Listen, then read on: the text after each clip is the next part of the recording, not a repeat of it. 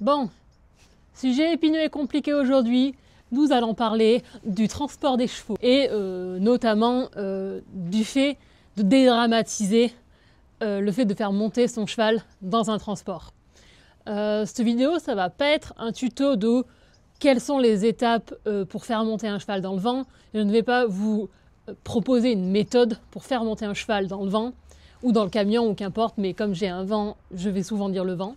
Le but de cette vidéo, ça va être surtout de dédramatiser le fait d'embarquer son cheval dans un transport, dans une boîte qui roule.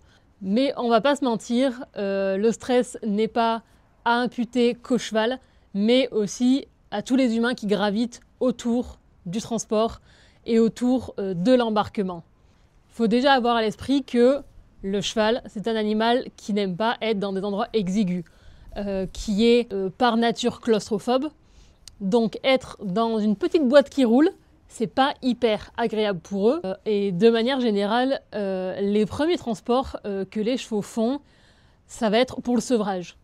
Alors pas pour tous les chevaux évidemment, mais il y a beaucoup de chevaux où en fait le vent va être synonyme de séparation assez brutale et violente de la mère, de la famille, de ses racines. Donc c'est toujours un peu associé à quelque chose d'un peu violent. Il faut garder à l'esprit que c'est hyper légitime, autant pour l'humain que pour l'animal, de ne pas avoir envie d'embarquer dans cette boîte qui roule. Alors ce vent-là est assez lumineux, mais il y a des transports qui le sont beaucoup moins.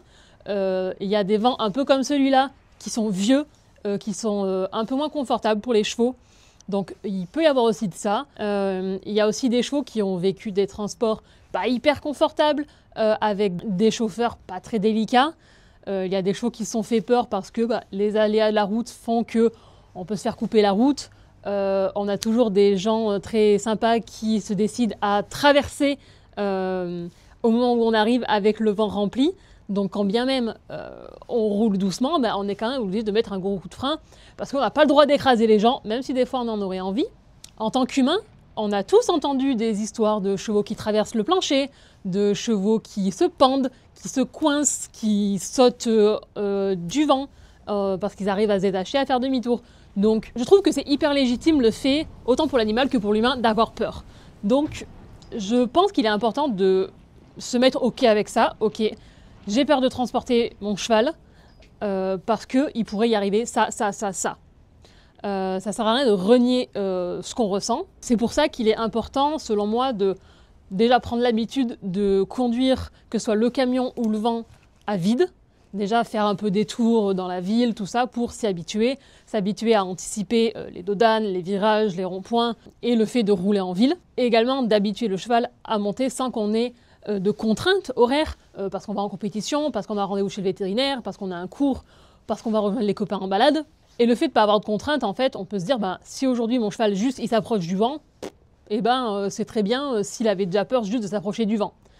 L'avantage d'avoir un transport toujours sur place, c'est que les chevaux le voient tout le temps, ils passent à côté tout le temps, ils le voient se déplacer, parce que nous des fois on le bouge dans l'écurie, tout ça.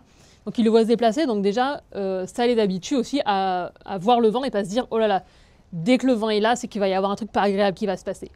Quand je vais travailler le vent avec un cheval, je suis plutôt adepte de prendre des récompenses de haute valeur, parce que comme c'est quelque chose qui est difficile, je trouve que ça compense plutôt bien avec le fait qu'il va devoir faire quelque chose de pas très agréable.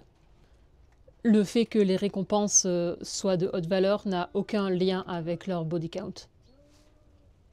Encore une fois, pour tout ce qu'on fait et ce qu'on demande de faire à notre cheval qui est compliqué pour lui, il faut faire preuve d'empathie, prendre en compte ses émotions, prendre en compte son langage corporel pour ne pas aller trop loin et ne pas être contre-productif. Parce que on sait que certains chevaux, pour justement avoir cette récompense de haute valeur, peut potentiellement se mettre en danger parce qu'il a absolument envie d'avoir cette récompense, là en l'occurrence des carottes. Ils peuvent se mettre en danger pour avoir cette récompense. Donc c'est à nous, humains, d'être capables de lire le comportement de notre cheval pour être capable de définir si est-ce que là je vais pas trop loin par exemple. En fait l'idée ce serait presque que le vent ça soit juste un détail, que on travaille surtout la confiance avec le cheval et que suivre l'humain dans le vent, en fait, ça soit juste une évidence et voilà, que ce soit juste un détail de l'histoire. L'erreur à ne pas faire, c'est de se dire qu'une fois que le cheval est monté, vite refermer derrière.